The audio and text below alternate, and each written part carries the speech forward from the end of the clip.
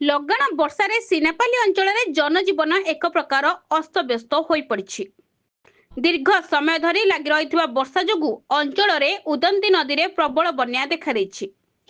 ସ୍ଥାନୀୟ ଲୋକଙ୍କ କହିବା ଅନୁଯାୟୀ ଗତ 4 ରୁ 5 ବର୍ଷ ମଧ୍ୟରେ ଏଭଳି ବଡ଼ ଧରଣର ନଈବଢ଼ି ଦେଖିବାକୁ ମିଳିନଥିଲା। ନଦୀର ଜଳସ୍ତର ବୃଦ୍ଧି ପାଇବା ସହ ଅଞ୍ଚଳବାସୀଙ୍କ ମଧ୍ୟରେ ଆଶଙ୍କା ବଢ଼ିଛି। ସେହିପରି ଲଗାଣ ବର୍ଷାର ସିଧାସଳଖ ପ୍ରଭାବ ଏବେ ଚାଷ ଉପରେ ପଡ଼ିବା ଆରମ୍ଭ କରିଛି।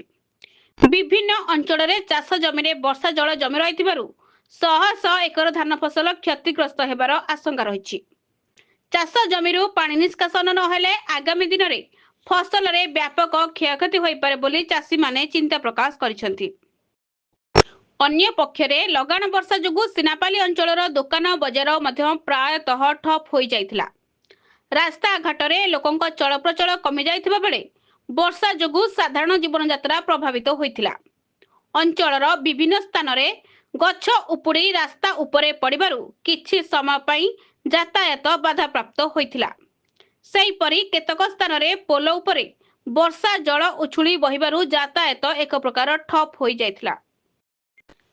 ସିନାପାଲି ଖଡ଼ିଆଳ ମୁଖ୍ୟ ରାସ୍ତାର ବରଙ୍ଗା ଗଣ୍ଡାବାହାଳି ମଧ୍ୟରେ ନିର୍ମିତ ନୂତନ ପୋଲ ଉପରେ ଆଣ୍ଠୁଏ ପାଣି ବହିବାରୁ କିଛି ସମୟ ପାଇଁ ରାସ୍ତାରେ ଯାତାୟାତ ବନ୍ଦ ହୋଇଯାଇଥିଲା। ଫଳରେ ଉଭୟ ପାର୍ଶ୍ୱରେ ଯାନବାହନ ଅଟକି ଯାଇଥିବା ଦେଖାଦେଇଥିଲା। ସେହିପରି ସିନାପାଲି ମୁଖ୍ୟ ରାସ୍ତାକୁ ବ୍ଲକ ଛକ ନିକଟରେ ଏକ ଗଛ ରାସ୍ତା ଉପରେ ପଡ଼ିଥିବାରୁ କିଛି ସମୟ ଧରି ଯାତାୟାତ ବାଧାପ୍ରାପ୍ତ ହୋଇଥିଲା। ଖବର ପାଇ ଅଗ୍ନିଶମ ବିଭାଗର କର୍ମଚାରୀମାନେ ଘଟଣାସ୍ଥଳରେ ପହଞ୍ଚି ଗଛ କାଟି ରାସ୍ତା ସଫା କରିବା ପରେ ଯାତାୟାତ ସ୍ୱାଭାବିକ ହୋଇଥିଲା।